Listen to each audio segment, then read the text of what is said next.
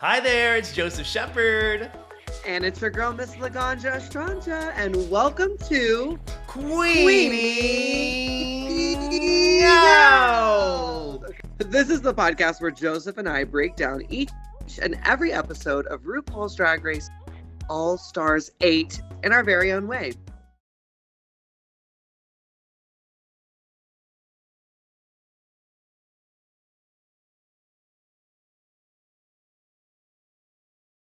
Well, let's get into it. First up, we had Candy Muse. So Candy comes out in this black leather dress with a high slit. Did really enjoy how she came out with a sponge. I thought that was a really nice reference to Monet. And then I loved how she created an outfit that really doesn't remind me of Monet, and it definitely does remind me of Candy. It's got that shiny material that she always loves. We're getting her beautiful legs. I mean, it's a great shape. I definitely can't sew, so anybody who sews anything, I'm like, good job, girl. But yeah, it felt way too safe and not like something a winner would wear. I love that you said it doesn't look like something that a winner would wear. And I think that that's the big part of this category too, because it was called I'm a Winner. So these looks should be very winnerific. Right. You want to see something that you would see a queen walk down in one of her final runways. That's at least how I interpreted this, is that it should be big, it should be bold, it should be over the top, it should be signature drag. And again, this met some of those, but it didn't really meet the full prompt to me. Well, next up we had Miss Lala Ree giving me her Pebbles and Bam Bam fantasy. I was like, this is very Flintstones for me. The colors are all there. I thought that she did a good job. My biggest issues came from the wig line being so far back. I didn't think the dress was too bad. I think that the color looks great on her. I think that she did a good job executing it. But, you know, it's not, like we said, it's not like the winner dress. Yeah, I definitely noticed the wig slippage too, which is why I was like, really, nobody wanted to say something to her. Like, that was shady. Y'all should have just told her wig was too far back and let her pull it down. I really enjoyed the color palette here. It's giving me very creamsicle. I love the accents of the blue. I know Michelle felt like it really closed her off, but I disagree. My only problem with the neckline was that the blue didn't continue all the way around. There was a gap there. It was almost like she didn't have enough material. So I felt like if that was the case, I wish she would have cut it into squares and made like a checkerboard pattern. I think that would have like really looked cute, and then you wouldn't have noticed that she didn't have as much material. I loved her save on the runway, how she told the judges that she ran out of fabric and that's why it was a one sleeve. I did think the one sleeve fit a little weird, but I thought overall for her to make this, especially after trying two other times, it was a well-constructed dress. It is something that I could see myself wearing had the neckline been fixed and had the shoulder been fixed, but I think, you know, it is a tear-it for me. It isn't giving me full winner. It's not taking me into some super avant-garde fantasy. Again, it feels very safe. And I do think she looks beautiful, but it doesn't feel like a crowning moment. Exactly. And that's kind of how I felt about it too. Like, she looks great. She looks wonderful. Wig line, yeah, but tear it for me. Well, up next, we have Miss Jessica Wilde giving us a little nod to Kylie Sonique Love. I think that this is a beautiful dress. I'm very impressed that she made it.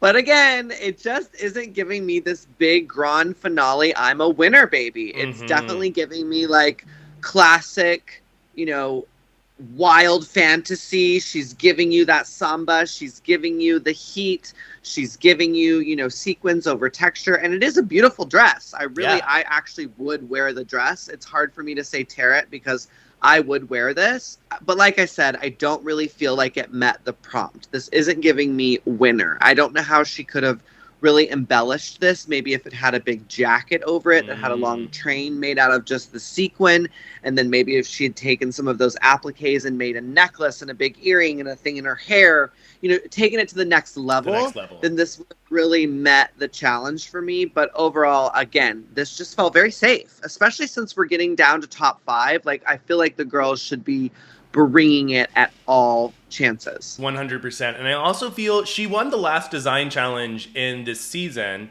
I actually think that this dress is prettier than the one that she made where she won, the flower. Agreed.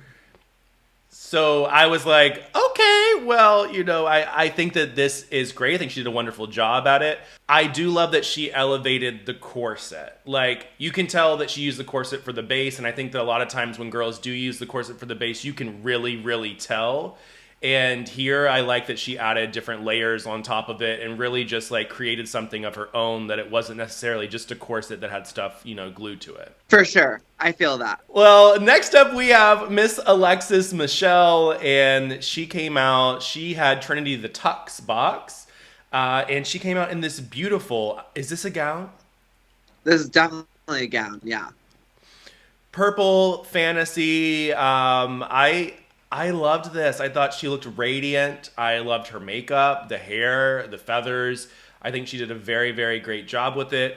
My one thing that I was not a fan of was the tulle in the back. It just kind of seemed like an afterthought to me, and like, let's accentuate this dress and make it a little bit more like high and grand. But I don't know, that it just didn't do it for me.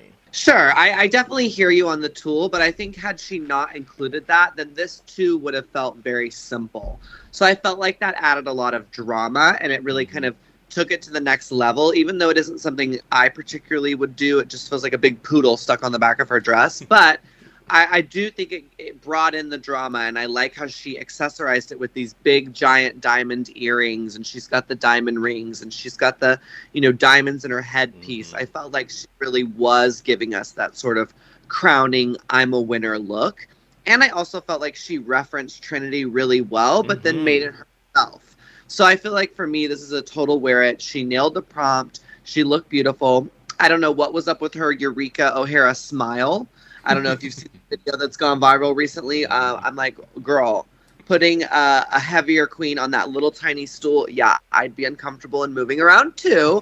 But she definitely was giving me that like Eureka uncomfortable smile, which I just didn't understand. I'm like, why are you like pushing this big, giant musical theater smile? But maybe she really authentically felt like that happy. But that's just like, again, being nitpicky. I'm like, I don't know why she had to sell it to me that way. I was buying it without this like over accentuated facials. But I think she looks beautiful. She did an amazing job. Construction is incredible. I love the shoulders. I love the sort of architecture that's giving. Her beautiful shape, tiny waist. I mean, yeah, she was giving me purple people eater, and I was here for it. Yeah, total wear it for me. I think that she looked gorgeous, and I'm so glad that she's kind of like coming into her own now. I'm thinking that the fans are kind of seeing Alexis Michelle as what Alexis Michelle wanted to show back in season 9, I think. Don't ask me. I think it was 9, because season 8 was with Bob. Okay. So then season 9, I think. And if I'm wrong, I'm sure that people will yell at me in the comments. I'm sure they will too. Last up, we had Jimbo coming out in his Trixie Mattel inspired get up. Now, this was a moment for me. A face kini and the flower 1960s type print with some pearls for the eyes and the mouth was the creepiest thing I think that I've seen. And then on top of that, what would you describe the pink latexy type thing being? I really don't know, because it's sort of like a hybrid between a bodysuit and a jacket, but then it was almost like the jacket fed into the bodysuit. So it's just a crazy couture creation. What did you think of it? I really liked this. I felt like Jimbo was going to win again, because the craftsmanship that it took to make such an outfit like this and really fit, like even the fit around the breasts is so impressive. I had a little bit of an issue with the face kini. I liked it, but I felt like it could have been pushed further. Like, I wish he would have made like some very like Deja Sky eyelashes, or like I wish there was more features to the face. It feels a little too pared down for me. Like, just feels a little like like just like stuck there. Like, it didn't like fully take me into a full fantasy, which I felt like. I honestly feel like he did plan on doing that, but he ran out of time. I mean, he was saying that the day of. So I felt like a little underwhelmed with the face moment. But again, to be able to make this sort of outfit is just beyond my wildest dreams. I could never even know how to go about doing this, especially in this material to fit the body that well. And again, I really liked how it reminded me of Trixie, but it was giving me Jimbo. I just felt like, Yeah. and it was giving crowning, and it was giving a moment. Like, I just felt like on all the different levels of the challenge, Miss Jimbo nailed it. Total wear it for me. Total wear it. I will say that there are some wins that I'm starting to see as questionable, and some fans have said some things too about like who should have won what. I do think Alexis Michelle looks great. However, I also believe that if they made Jimbo lip sync in that and Jimbo had to take that off, Jimbo didn't have any makeup on. So there's like these moments in my head I'm like, what's production being like, we want the best. We want the best for this moment. Yeah, that makes so much sense. I never thought about that because I was with Jimbo. I was like, well, if you're not going to see my face, like, why do I have to put makeup on? That's ridiculous. But you're right. If he was to win, then he would have to show his mouth. So interesting how that all works out, right? It's a lot of story producing. I mean, those are people's jobs that create these shows. They help run the story. So definitely it was an interesting episode. We got some more Alexis drama, which I lived for.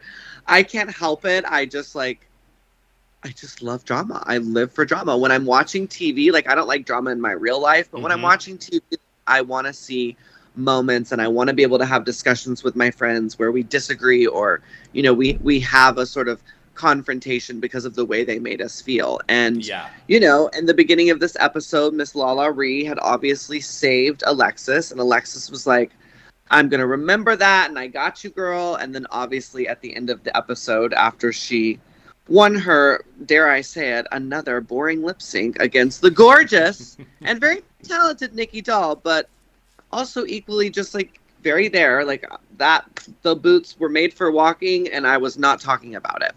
But after she won, obviously Alexis sent home Lala Ree, even though Candy Muse was in the bottom. And I was very shocked by this. I really did not expect that. I just felt like they'd been setting it up the whole episode for Alexis being like building something with Lala, and then she was like, surprise, just kidding. I'm gonna make the choice that you would least expect. So it was very shocking to me. I definitely didn't expect it.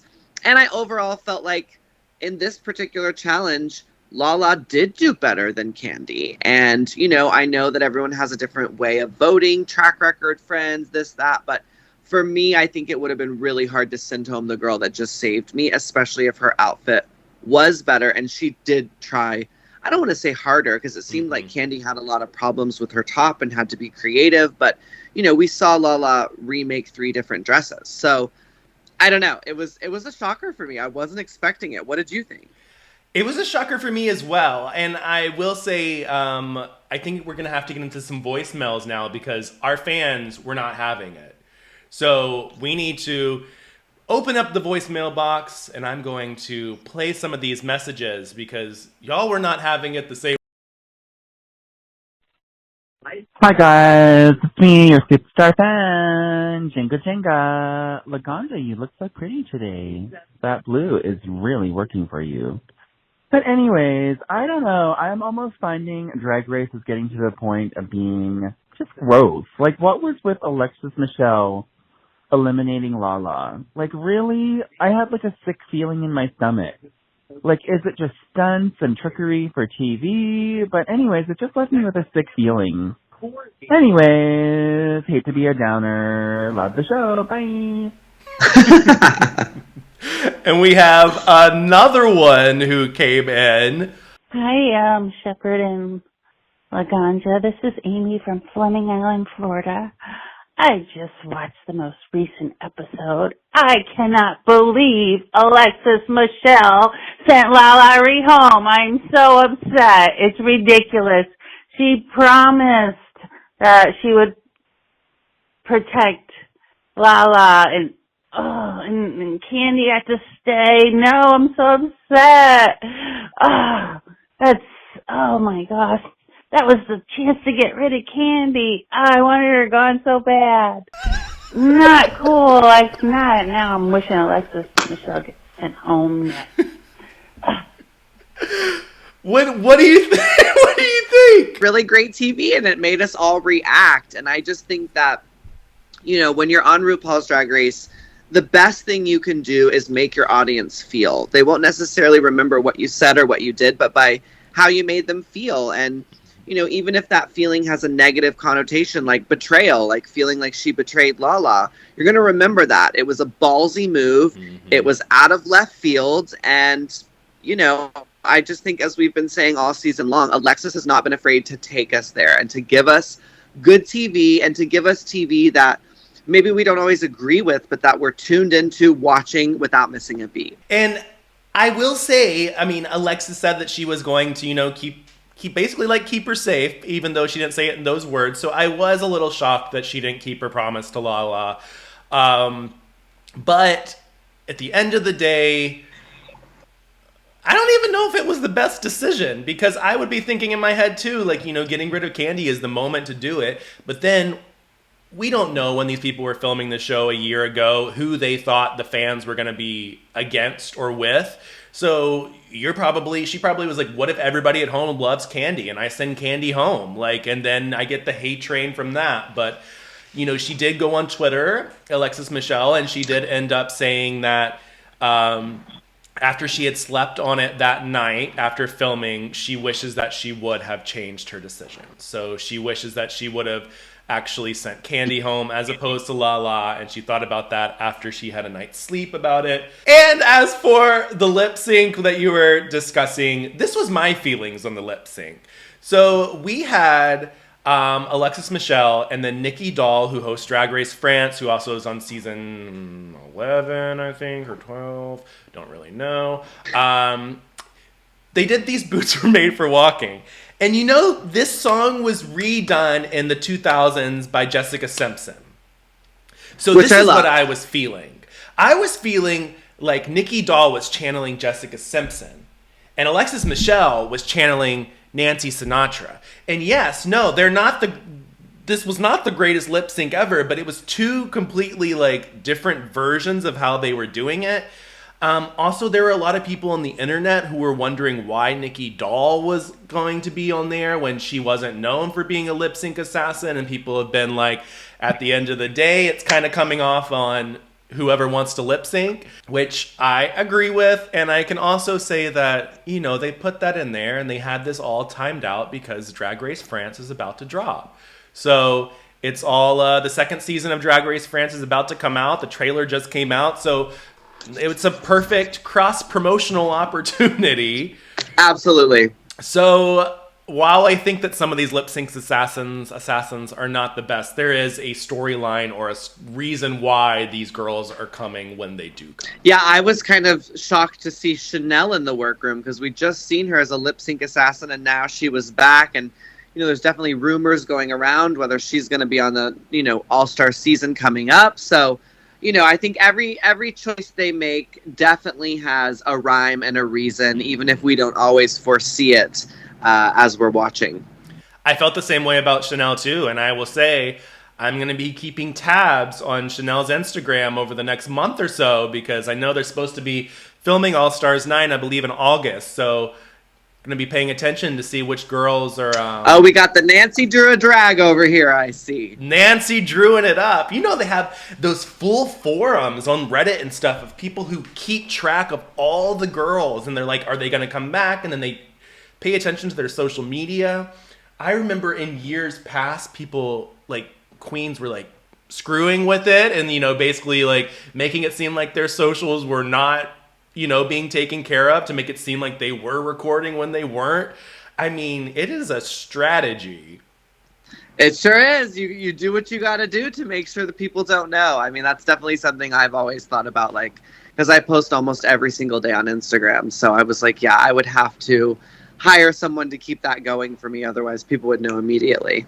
Yeah, in like 2 seconds, they would know. Yeah. And then you know, too, that even if you had all of your scheduled content ready to go, they would be clocking some type of hair or something that's different than what it was.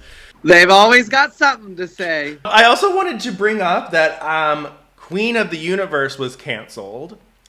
And they basically aired, I think it was like 4 episodes of season 2. And then all of a sudden, they dropped the rest of the episodes, like, all in one swoop. And then you can only watch Queen of the Universe until June 30th. So you guys have 4 days to watch it if you are interested in watching it. And the reason why they did it is because there's a loophole with streaming services now to where if something that they put out did not do as great as what they intended for it to do, and they're not getting that big of a return from it, they can end up scrubbing it from their system and then getting a tax write-off. So Paramount Plus scrubbed Queen of the Universe, they scrubbed a Star Trek series, and they scrubbed a Grease Pink Lady series, and all of those are going to be off of the service on the 30th, and then you will not be able to find them because they wanted a tax write-off. And I loved that show, actually. I thought it was so good. And I have so many queens that are singers, so many friends that are queens who are also singers. And so, like, you know, I've had people who are like, I want to try out for next season. And I'm like, damn, I did not hear this news until now, which is why I was just so gagged. I'm gagged. Well, I was gagged, too. I was gagged because I went to go watch it the other night. Like, I think it came out on, like, Friday nights. And all the episodes were up. And I was like, oh, some intern hit the wrong button. And then literally the next day it was like, no, it's canceled. And they put all the episodes out so everybody can watch them before it leaves on the 30th. So watch your Queen of the Universe season 1 and season 2 if you haven't. Support your queens. Go show some love. So they did put out the rest of season 2 so you can at least finish it. Yeah, you can finish it, but you have to do it in the next 3 days. So that's wild. Right? Well, their check's all cleared, so I guess they're okay. And it also leads me to wonder, and I know that this is opening a baby can of worms. A lot of RuPaul's ventures outside of Drag Race do not do as well as Drag Race does. Which I find very interesting because I think some things should be doing well. Like, you know, RuPaul had Drag U, which was for a few seasons. And then we had... They're doing that secret celebrity drag race, and then RuPaul had his talk show that he had recently, and so there are a lot of things that do not necessarily hit outside of the drag race bubble. Like, what do you think that is? Do you think it has anything to do with the quality of the show, or do you think it has something more to do with what people like? It's hard to say. I feel like at the end of the day, you know, RuPaul's Drag Race just has such a fan base and they are so used to a formula that when you try to go outside that formula, maybe it just doesn't translate as well. And maybe it just doesn't reach the same amount of people as intensely as RuPaul's Drag Race does. I mean, I personally loved Drag U. It was one of my favorite shows. I would have loved to have been on it because you weren't competing against another queen and instead you were helping someone else. It was more of like a mentorship. So I've always secretly hoped that they would bring that one back.